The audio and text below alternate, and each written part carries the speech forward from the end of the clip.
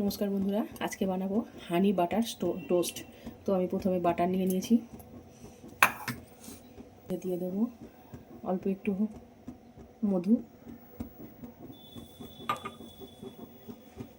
দিয়ে দেবো হাফ চামচ মতো চিনি গুঁড়ো,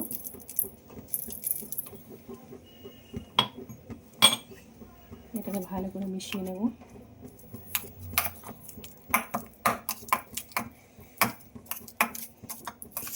এটাকে আমি ভালো করে মিশিয়ে নিয়েছি। এবার আমি ব্রেডগুলোকে চারিধারগুলো ব্রেডের কেটে নেব।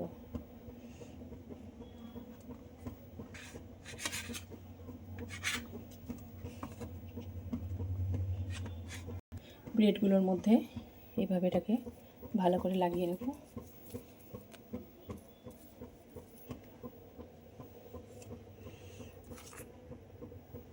একটার উপর আর একটাকে দিয়ে অল্প একটু বাটার দিয়ে দেব।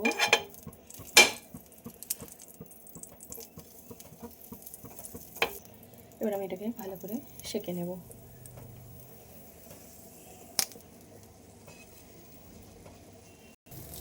উল্টো দিকটা, এবার ওই পিঠটা উল্টিয়ে দেবো।